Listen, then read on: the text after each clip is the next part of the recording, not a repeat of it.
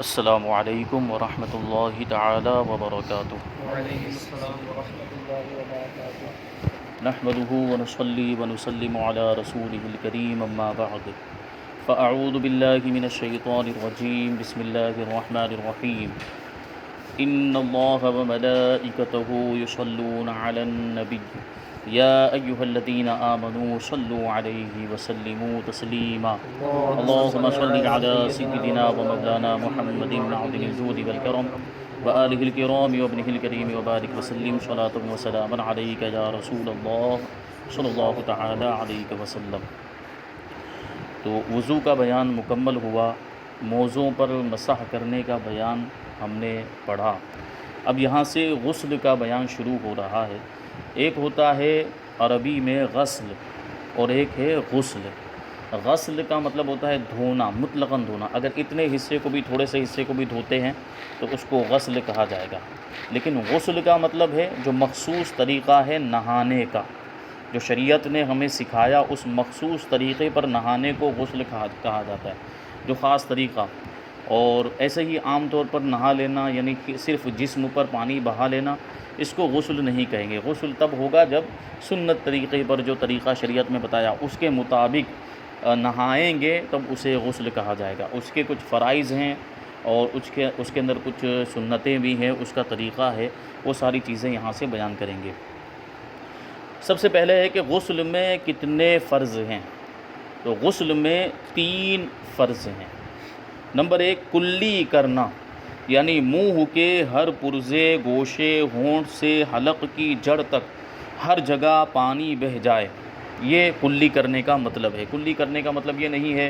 کہ منہ میں تھوڑا سا پانی ڈالا اور پھر اس کو پھینک دیا، ایسا نہیں، بلکہ منہ کے ہر پرزے میں، ہر حصے میں، ہر گوشے میں، ہر کونے میں پانی پہنچنا چاہیے۔ دانتوں کے پیچھے، داڑھوں کے پاس، زبان کے نیچے، زبان کے اوپر، تالو میں، اور حلق کا کنارہ جہاں سے حلق شروع ہوتا ہے وہاں تک پورا جو منہ کہلاتا ہے اس میں پانی پہنچانا ضروری ہے، اور کوئی بھی جگہ پانی پہنچنے سے باقی نہیں رہنی چاہیے۔ اکثر لوگ تھوڑا سا پانی منہ میں لے کر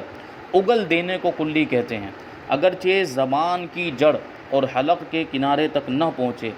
تو یوں غسل نہ ہوگا۔ یعنی اگر اس طریقے سے کرتے ہیں کہ تھوڑا پانی لیا اور پھر اس کو پھینک دیا اور پورے سارے جو گوشے، کونے، کنارے جو بھی ہیں وہاں تک پانی نہیں پہنچا ہے تو یہ کلی نہیں ہوئی، اور جب کلی نہیں ہوئی تو غسل نہیں ہوگا۔ ایک بات یہاں پر ذہن میں رہنی چاہیے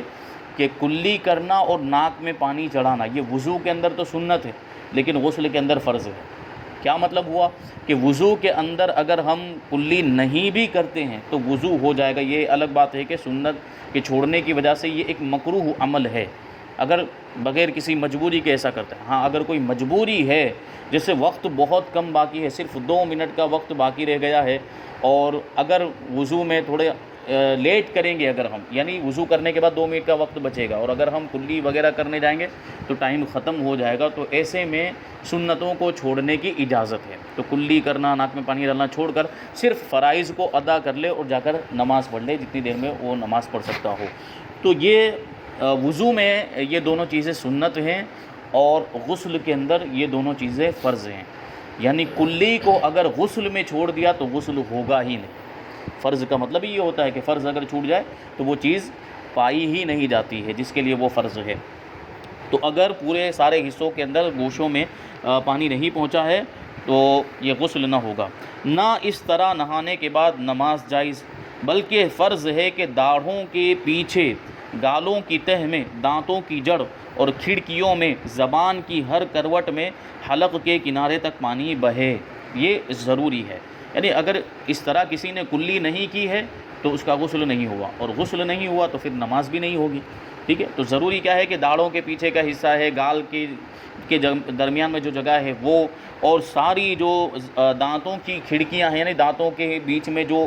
خالی جگہ ہوتی ہے یا جو گیپ ہوتا ہے، یا دانتوں میں مطلب جو اوپر سے جو خالی جگہ ہوتی ہے، خلا ہوتا ہے، وہاں ہر جگہ پانی کو پہنچانا ضروری ہے۔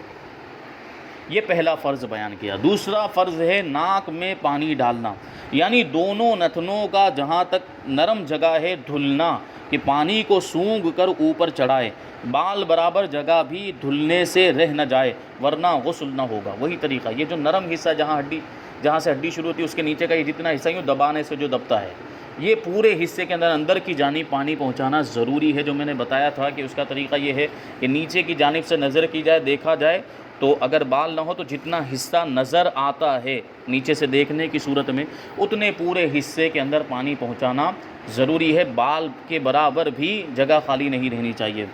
اور ناک کے اندر ریٹھ اگر سوکھ گئی ہے تو اس کا چھڑانا فرض ہے، یعنی جو ناک کی رطوبت ہوتی ہے وہ سوکھ جاتی ہے اندر، تو اس کو پہلے چھڑانا ہے، اس کو نکالنا ہے، اس کے بعد پانی پہنچ۔ چھڑانے کا طریقہ کیا ہے کہ الٹے ہاتھ کی جو چھوٹی انگلی ہے اس کو ناک میں ڈال کے اس طریقے سے صاف کرے، اور جو ریٹھ وغیرہ اندر جو لگی ہوئی ہے سوکھ گئی ہے اس کو نکالے، اچھی طریقے سے صاف کر دے تاکہ پانی وہاں پر پہنچ جائے۔ تو غسل میں یہ بات ضروری ہے۔ اور نیز ناک کے بالوں کا دھونا بھی فرض ہے، اگر ناک میں بال ہے تو وہاں بھی پانی ان کو دھونا بھی ضروری، پانی پہنچانا ضروری ہے۔ تو یہاں پر یہ بات ذہن میں رہے کہ ناک میں پانی ڈالنے میں اس کے ہر حصے پر پانی پہنچ جائے، اور اگر ناک میں کوئی چیز پھنسی ہوئی ہو جیسے ریٹھ وغیرہ ہے تو اس کو نکالنا۔ اسی طرح کلی کرتے وقت دانتوں کے درمیان کوئی چیز پھنسی ہوئی ہے، جیسے گوشت کھایا تو اس کا ریشہ کبھی جو ہے کہ دانتوں کے درمیان پھنسا ہوا رہ جاتا ہے تو اس کو بھی نکالنا ضروری ہے، خلال کر کے، یعنی لکڑی وغیرہ لے کر، اور جو کیا بولتے ہیں اس کو، ٹوتھ پک بولتے ہیں، وہ لے کر اس سے جو ہے کہ آپ جو دانتوں کے درمیان کوئی چیز پھنسی ہوئی ہے تو اس کو نکال لیں تاکہ اچھی طرح کلی ہو جائے اور غسل بھی ہو جائے۔ یہ 2 فرض ہوئے۔ تیسرا فرض ہے تمام ظاہر بدن پر پانی بہہ جانا، یعنی سر کے بالوں سے پاؤں کے تلووں تک جسم کے ہر پرزے اور ہر رونگٹے پر پانی بہہ جانا، یہ تیسرا فرض ہے۔ کوئی بھی جگہ پانی بہنے سے خالی نہیں رہنی چاہیے۔ کلی کر لی، ناک میں پانی ڈال کے، 3 فرائض بیان کر رہے ہیں۔ ابھی جو اس کا مسنون طریقہ ہے، جو سنت طریقہ ہے غسل کرنے کا، اس کو پورا بیان کریں گے۔ یہ فرائض بیان کیے ہے، اور پہلا فرض کلی کرنا، دوسرا ناک میں پانی ڈالنا، اور تیسرا پورے بدن پر پانی بہانا۔ پورا بدن یعنی سر سے لے کر پاؤں تک، ایک بال کے برابر بھی کوئی جگہ سوکھی نہیں رہنی چاہیے۔ تو یہی آگے بیان کرتے ہیں کہ غسل کرنے کا سنت طریقہ کیا ہے۔ وہ فرماتے ہیں کہ غسل کرنے کا سنت طریقہ یہ ہے کہ غسل کی نیت کر کے پہلے دونوں ہاتھ گٹوں تک 3 مرتبہ دھوئے۔ وہی چیز، اب غسل کی نیت کرنے کا مطلب یہ ہے کہ اگر ناپاکی کا غسل ہے تو ناپاکی سے پاک ہونے کی نیت کرے، اور اگر ویسے ہی غسل کر رہے ہیں تو مستحب غسل ہے تو مستحب کی نیت کرے، سنت غسل ہے جیسے جمعہ کا غسل سنت ہوتا ہے تو سنت کی نیت کرے، تو وہ نیت اس کے اعتبار سے ہوگی۔ تو غسل کی نیت کرنے کے بعد پہلے دونوں ہاتھوں کو گٹوں تک، وہی یہ جو ہڈی ہوتی ہے یہاں تک پہلے دونوں ہاتھوں کو دھوئے، پھر استنجے کی جگہ کو دھوئے، یعنی شرمگاہ جو ہے وہ آگے پیچھے دونوں شرمگاہ کو دھوئے،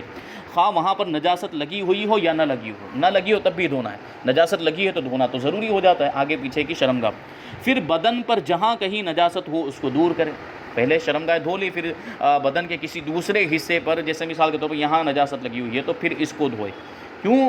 سب سے پہلے نجاست کو دور کرنا ضروری ہے، کیونکہ اگر نجاست لگی ہوئی ہوگی اور غسل کرنا شروع کر دیا تو وہ نجاست اور زیادہ پھیلے گی۔ یہاں لگی ہوئی ہے تو یہاں سے بہہ کر کسی دوسری جگہ پہنچ جائے گی، دوسرے جسم کے دوسرے حصے پر لگ جائے گی، تو اسی وجہ سے سب سے پہلے نجاست کو دور کرنا ہے۔ ٹھیک ہے، تو اسی بنیاد پر پہلا حکم یہ ہے ہاتھوں کو گٹوں تک دھونے کے بعد شرمگاہ کو دھوئے، اور پھر جہاں نجاست لگی ہے اس نجاست کو دور کرے۔ پھر نماز کا سا وضو کرے، نماز کا سا وضو یعنی نماز جیسا وضو کرے، یعنی جس طریقے سے نماز کے لیے وضو کرتے ہیں ویسا ہی وضو کرے۔ ٹھیک ہے، مگر پاؤں نہ دھوئے، یعنی وضو پورا وضو کر لے، پاؤں دھونا چھوڑ دے۔ ہاں، اگر چوکی یا تختے یا پتھر پر نہائے تو پاؤں بھی دھو لے۔ یعنی کیا مطلب ہوا کہ اگر ایسے ہی کسی جیسے مٹی وغیرہ کی زمین ہے، ایسی کسی جگہ پر جو ہے کہ غسل کر رہا ہے جہاں پر پانی جمع ہو جاتا ہے،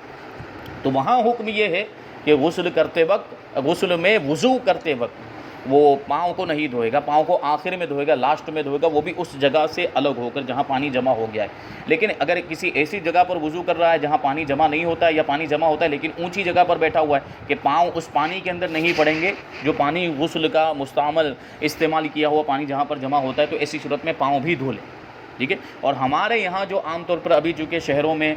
غسل خانے اس طریقے سے بنے ہوئے ہوتے ہیں کہ پانی جمع نہیں ہوتا ہے، پانی نکل جاتا ہے، تو جو وضو کریں گے تو پورا وضو کر لیں گے، یعنی وضو میں پاؤں بھی دھو لیں گے۔ تو یہ بتایا۔ پھر بدن پر تیل کی طرح پانی چپڑ لے، خصوصاً سردیوں میں۔ پھر 3 مرتبہ داہنے مونڈھے پر پانی، مونڈھا یہ 3 مرتبہ داہنے مونڈھے پر پانی بہائے، پھر بائیں مونڈھے پر، پھر 3 مرتبہ سر پر پانی بہائے، اور تمام بدن پر 3 مرتبہ پانی بہائے، پھر غسل کی جگہ سے الگ ہو جائے۔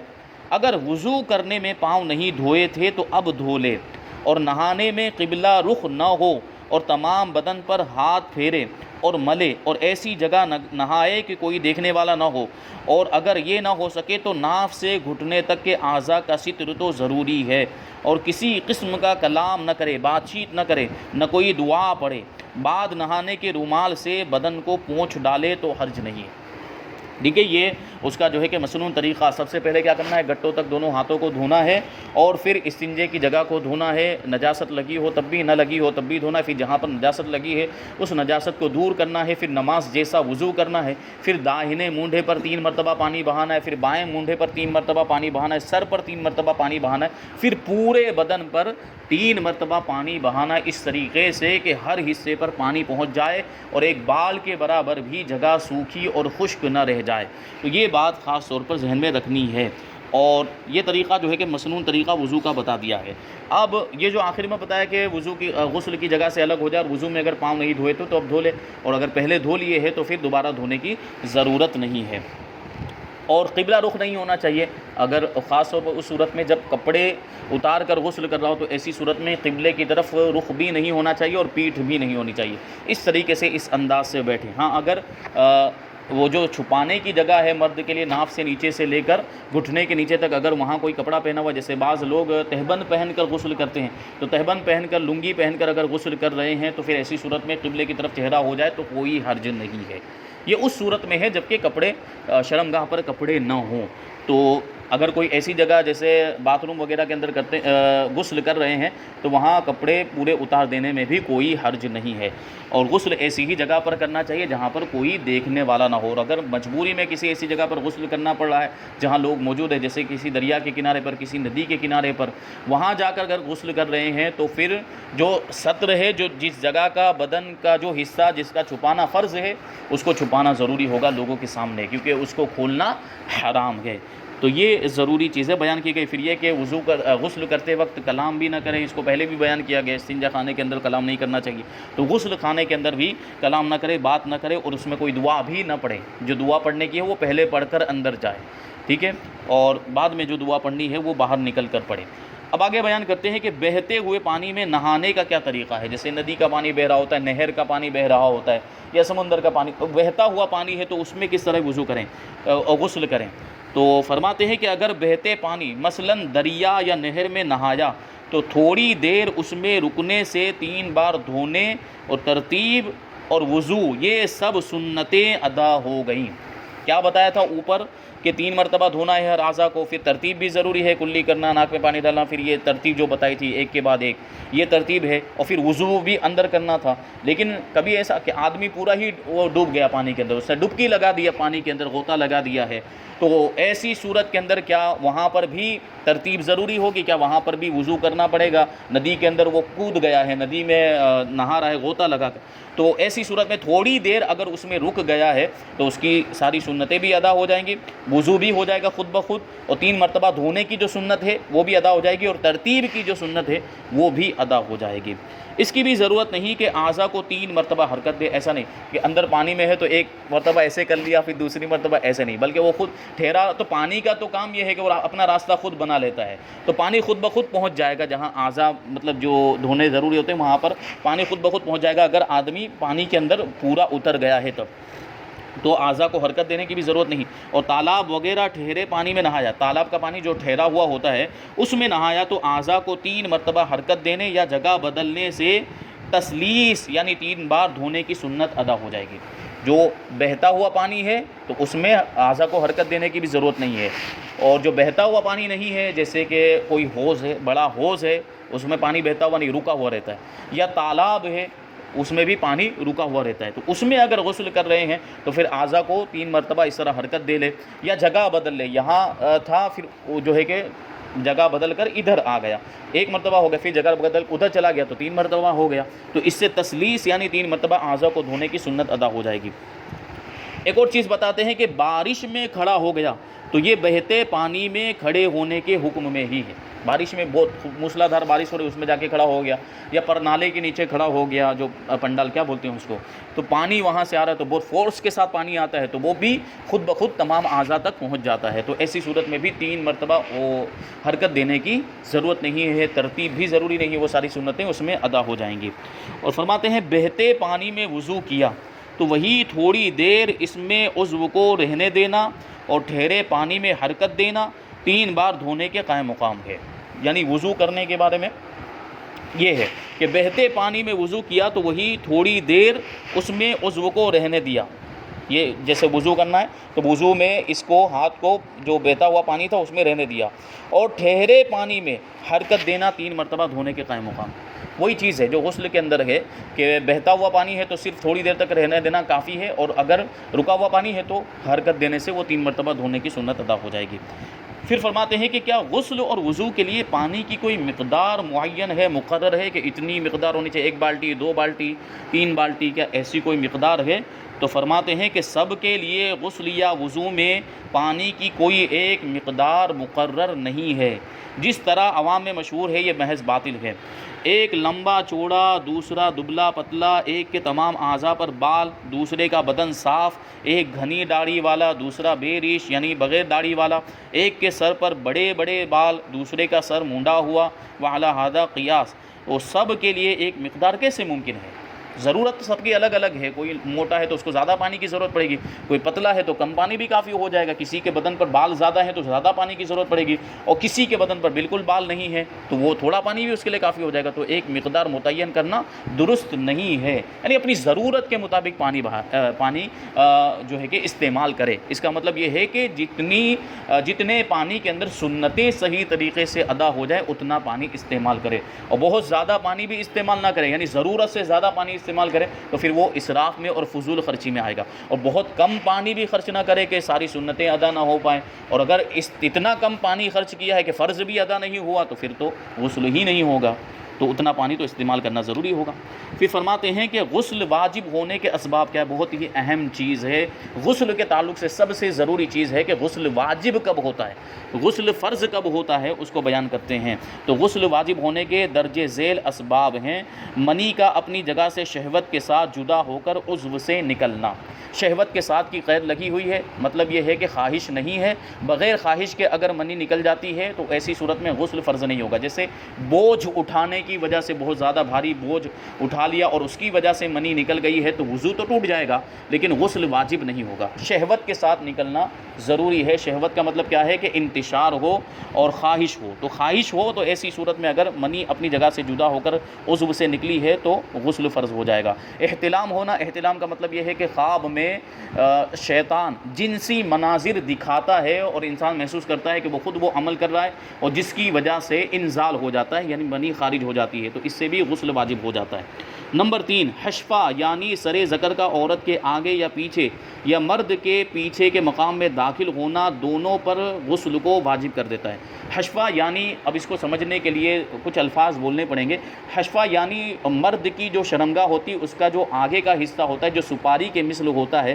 وہ حصہ اگر عورت کے آگے کے مقام میں یا پیچھے کے مقام میں یا مرد کے پیچھے کے مقام میں داخل ہوا اور وہ پوشیدہ ہو گیا، وہ حصہ اتنا حصہ چھپ گیا تو دونوں پر غسل واجب ہو جاتا ہے، مرد پر بھی اور عورت پر بھی غسل واجب ہو جاتا ہے۔ یا معاذ اللہ مرد نے مرد کی شرمگاہ میں یہ عمل کیا ہے اور حشفہ جو ہے کہ غائب ہو گیا تو اسی صورت میں دونوں مردوں پر بھی غسل واجب ہو جائے گا، شہوت کے ساتھ ہو یا بغیر شہوت کے۔ یہ جو تیسری چیز بیان کر رہے ہیں اس میں شہوت کی بھی شرط نہیں ہے، شہوت کے ساتھ اگر یہ عمل کیا یا بغیر شہوت کے کیا، انزال ہوا ہو یا نہ ہوا ہو، منی خارج ہوئی ہو یا نہ ہوئی ہو، دونوں صورتوں میں یہ غسل واجب ہو جاتا ہے، بشرطے کہ دونوں مکلف ہوں، یعنی جو دونوں